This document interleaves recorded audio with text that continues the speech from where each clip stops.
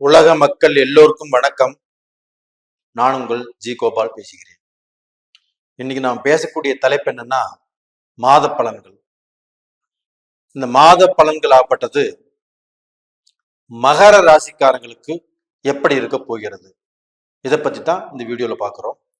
மகர ராசிக்கு இந்த மாத கிரக அடைவுகள் அப்படின்னா, மகர ராசியிலேயே செவ்வாய் உச்சம் பெறுகிறார், சுக்கிர பகவான் இருக்கிறார், கும்பத்துல சனி பகவான், புதன் பகவான், சூரிய பகவான், மீனத்தில் ராகு பகவான், மேசத்தில் குரு பகவான், கன்னியில் கேது பகவான்.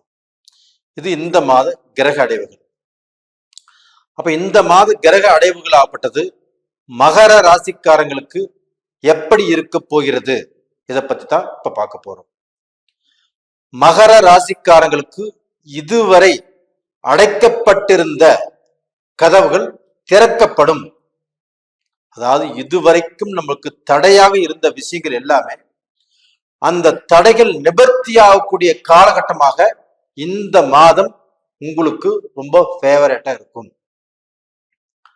அப்ப மகர ராசியில் செவ்வாய் பகவான் உச்சம், அதாவது உங்களுடைய 11ஆம் இடத்து அதிபதியும் உங்களுடைய 4ஆம் இடத்து அதிபதியும் செவ்வாய் பகவான் ஆப்பட்டது மகர ராசியில் உச்சம் அடைஞ்சிருக்கிறாங்க. அப்ப இந்த உச்சம் அடைவது, மகர ராசியில் செவ்வாய் பகவான் உச்சம் அடைவது மகர ராசிக்காரங்களுக்கு மிகுந்த யோகத்தை கொடுக்கும். அப்ப எதுலையுமே ஒரு வீரம், நான் செஞ்சே தீருவேன், இது செஞ்சா எனக்கு சக்சஸ் ஆகும், நான் அதை செய்வேன். அப்ப இது யார் தடுத்தாலும் கேட்காமல் அவங்களுடைய சொந்த புத்தி அப்படிங்கிறது ரொம்ப ஸ்ட்ராங்காக வேலை செஞ்சு, அப்ப இந்த காரியத்தை நான் முடிச்சே தீர்வேன்னு தீவிரமாக இயங்குதல். அப்படி இயங்கி அவங்க சக்சஸ் பண்ணியே தீர்வாங்க. அப்ப தொழிலா இருந்தாலும் சரி, ஒரு பிசினஸா இருந்தாலும் சரி, ஒரு வியாபாரமாக இருந்தாலும் சரி, அதோடு மல்லு கட்டி அந்த பிசினஸ்ல பார்க்க போனா இன்வெஸ்ட் பண்ணி அந்த பிசினஸ்ல கடினமாக உழைத்து அந்த பிசினஸை முன்னுக்கு கொண்டு வருவாங்க. இது போக ஒரு வியாபாரமாக இருந்தாலும் சரி, அந்த வியாபாரத்துல பாடுபட்டு அந்த வியாபாரத்துல உள்ள நுணுக்கங்களை இவங்க தெரிஞ்சு அந்த நுணுக்கத்தோடு போராடி அந்த வியாபாரத்தை ஜெயிக்கக்கூடிய வாய்ப்புகள் இருக்குது. அப்ப டோட்டலா பாத்தீங்கன்னா மகர ராசிக்காரங்களாகப்பட்டது இந்த காலகட்டத்துல தோக்க மாட்டாங்க, ஜெயிக்க போறாங்க. அது மட்டும் இல்லை, இந்த காலகட்டத்துல அவங்களுக்கு பணம் வரக்கூடிய வழிகள் சாதகமாக இருக்கும். அப்ப ஃப்ரீயாக அந்த பணம் வரக்கூடிய வழிகளாகப்பட்டது இவங்களுக்கு சிறப்பாக இருக்கும். அப்ப இவங்களுடைய ராசிக்கு 2ஆம் இடத்துல சனி பகவான் ஆட்சியா இருக்கிறாங்க. அப்ப அந்த ராசிக்கு 2ஆம் இடத்துக்கு சுக்கிர பகவானும் போயிருவாங்க, செவ்வாய் பகவானும் மார்ச் மாசம் 15ஆம் தேதிக்கு மேல அங்க போயிருவாங்க. அப்ப அந்த தனஸ்தானத்தில் சனி பகவான் ஆட்சியாக இருக்கிறதும், அந்த தனஸ்தானத்தோடு உங்களுக்கு 5ஆம் இடத்து அதிபதியும் 10ஆம் இடத்து அதிபதியுமான சுக்கிர பகவான் இணைவதும் ஒரு யோகம். அப்ப அந்த சனி பகவான் ஆப்பட்ட உங்களுக்கு நல்லது செய்வாரு. அந்த சனி பகவான் ஆப்பட்டதுக்கு உங்களுக்கு பாத சனியில் இருந்தாலுமே இப்ப இருக்கக்கூடிய காலகட்டத்துல பாத்தீங்கன்னா மகர ராசிக்காரங்கள் துணிஞ்சு முடிவெடுக்கலாம், துணிஞ்சு போராடலாம். கடந்த காலங்கள்ல நீங்க 7.5 சனியில கஷ்டப்பட்டீங்க. இப்ப இந்த 7.5 சனியுடைய அனுகிரகத்துல இப்ப பாத சனிக்கு வந்திருக்கிறீங்க. அந்த பாத சனியில கண்டிப்பாக உங்களுக்கு அந்த சனி பகவான் நல்லது செஞ்சே தீர்வாங்க. அப்ப இந்த காலகட்டத்துல மகர ராசியில பிறந்தவங்களாப்பட்டது நீங்க துணிஞ்சு போராடி எதை வேண்டுமானாலும் செய்யலாம். அப்படி செஞ்சு நீங்க சக்சஸ்ங்கிறது பண்ணி உங்களுடைய கஷ்டங்களை போக்கக்கூடிய இடத்துக்கு நீங்க வந்திருக்கிறீங்க. அப்ப அந்த கஷ்டம் அப்படிங்கிறது உங்களுக்கு என்னன்னு தெரியும். அந்த கஷ்டத்துல எந்த அளவுக்கு பாதிக்கப்பட்டீங்க, எந்த அளவுக்கு விரையப்பட்டீங்க, எந்த அளவுக்கு கடன் பட்டீங்க அப்படிங்கிறது தெரியும். அந்த கடனை எல்லாமே அடிச்சு தூள் கிளப்பக்கூடிய டைம் இந்த டைம். அப்ப இந்த நேரத்துல நீங்க போராடி ஜெயிக்க போறீங்க. அப்படி ஜெயிச்சு நீங்க பார்க்கணும் கொடியை நட்ட போறீங்க அப்படிங்கிறீங்க இல்லையா, அது மாதிரியான சூழ்நிலை இப்ப வருது. அப்ப டோட்டலா பாத்தீங்கன்னா மகர ராசிக்காரங்களுடைய வாழ்க்கையில இந்த மாதம் ஆப்பட்டது ஒரு பிரசக்தி பெற்ற மாதமாக அமைகிறது. அப்ப இந்த மாதத்துல ஒரு அடையாளமா சொல்லலாம், இந்த மாதத்துல தான் நான் ஜெயிச்சேன், இந்த மாதத்துல தான் நான் போராட்டம் பண்ணி அந்த அளவுக்கு நான் உயர்ந்து வந்தேன், நானு இந்த மாதத்துலதான் நான் பெரிய லெவலுக்கு ரீச் ஆனேன் அப்படின்னு சொல்லக்கூடிய மாதமாக இருக்கும். அதே சமயத்துல இந்த மாதத்திலுமே உங்களுக்கு வந்து இப்போ ஒரு அரசியலும் சரி, ஒரு எதிர்பார்த்த இடத்துக்கு போகலாம். அது போக கவர்மெண்ட்லயும் சரி, இருக்கக்கூடிய வேலையில நீங்க வந்து பெரிய ப்ரமோஷன் அடையணும் அப்படின்னு நினைச்சிட்டு இருந்தாலுமே அதற்குண்டான திட்டங்கள் கடந்த காலங்களில் தீட்டி இருந்தாலுமே அது ஒர்க் அவுட் ஆகல. இந்த பீரியட்ல வந்து பார்க்க போனா நீங்க அந்த கவர்மெண்ட்ல எனக்கு விட கேள் இருக்கிறாங்க, என்னுடைய எக்ஸ்பீரியன்ஸ் கூட இல்லை, அவங்களுக்கு எல்லாமே ப்ரமோஷன் கிடைக்குது, எனக்கு ப்ரமோஷன் கிடைக்கல அப்படின்னு வேதனைப்பட்டு இருந்த உங்களுக்கு ஆகப்பட்டது இந்த ப்ரமோஷன் கிடைக்கக்கூடிய ஒரு நல்ல மாதம். அது மட்டும் இல்ல, அந்த செவ்வாய் பகவான் ஆகப்பட்டது உங்களுடைய ராசியிலேயே உச்சம் பெறுவதால், ராசிக்கு 2ஆம் இடத்துக்கும் போவதால் சகோதர சகோதரிகள் வழியில் இதற்கு முன்னாண்ட நீங்க பாதிக்கப்பட்டீங்க, ரைட்டு. அவங்க சரியான நேரத்துல அந்த உதவி செஞ்சிருந்தா உங்களுக்கு இவ்வளவு கஷ்டம் வந்திருக்காது, அதுவும் கரெக்டு.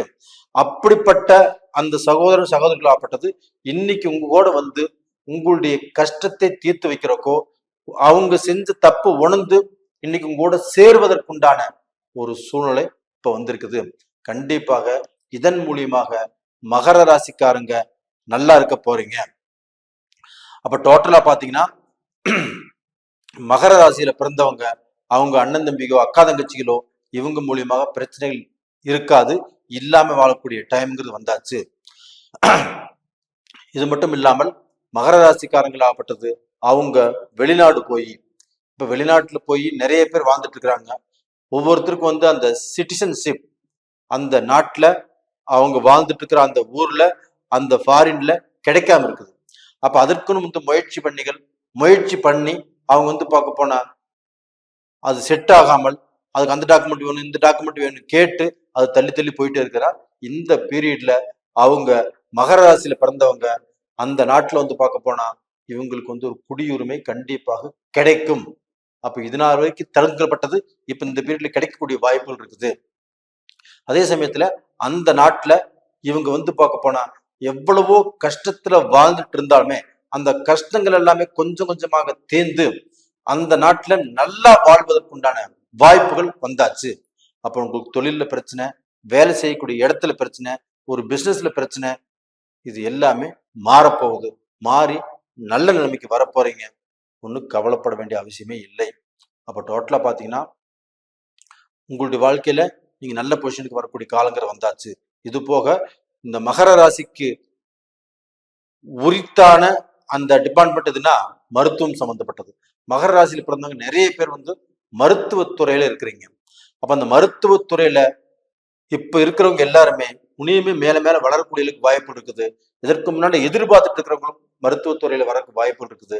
அது போக யூனிஃபார்ம் சம்பந்தப்பட்ட துறை, மிலிட்ரி, இப்போ போலீஸ், ரெண்டாவது பார்த்தீங்கன்னா ஃபயர் சர்வீஸ், ரெண்டாவது வாட்ச்மேன், ரெண்டாவது கண்டக்டர், இது மாதிரி இந்த யூனிஃபார்ம் சம்பந்தப்பட்ட துறையில் இருக்கிறவங்க அவங்களும் நல்ல நிலைமைக்கு வரக்கூடிய அளவுக்கு தொழிலில் வந்து ஒரு நல்ல திருப்தியா அவங்களுக்கு வந்து சில விஷயங்கள் நடக்கக்கூடிய அளவுக்கு அவங்க தொழிலையும் ஒரு ப்ரமோஷன் கிடைக்கக்கூடிய அளவுக்கு நல்ல வாய்ப்புகள் வந்துட்டு இருக்குது.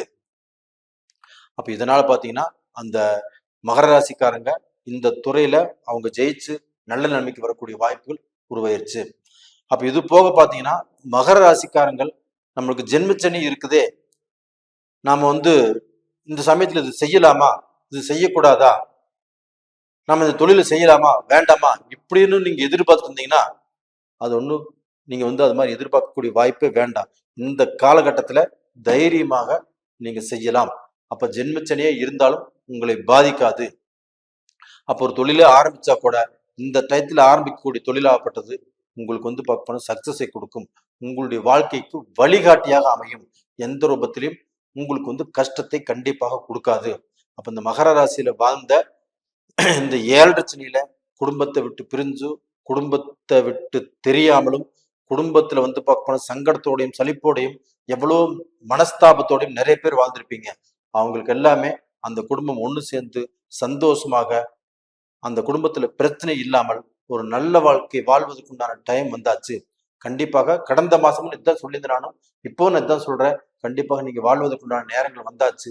நீங்க தாராளமாக நல்ல வாழ்க்கையை வாழலாம்.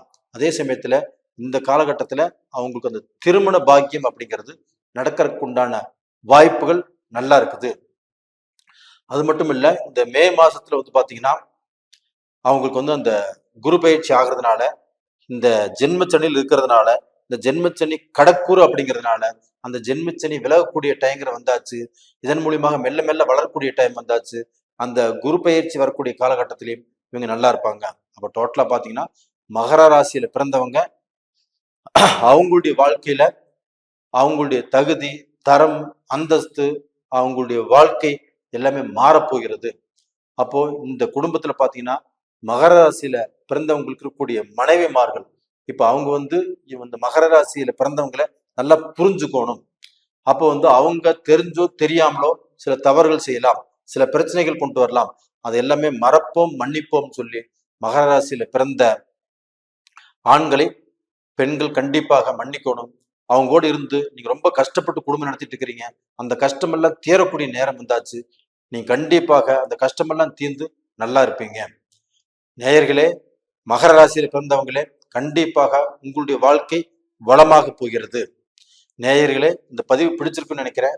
பிடிச்சிருந்தா லைக் பண்ணுங்க, சப்ஸ்கிரைப் பண்ணுங்க, ஆல் அப்படிங்கிற பெல் பட்டனை ப்ரெஸ் பண்ணிக்கோங்க. அது போக உங்களுடைய ஜாதகத்தை பார்க்கணும்னு நீங்க நினைச்சீங்கன்னா கீழே 2 நம்பர் கொடுத்துருக்குறோம். நீங்க கான்டாக்ட் பண்ணுங்க, வாட்ஸ்அப் பண்ணுங்க. உங்களுடைய சந்தேகங்கள் எல்லாமே தீர்த்து வைக்கிறோம். உங்களிடமிருந்து விடைபெறுவது உங்களின் ஜி கோபால். நன்றி, வணக்கம்.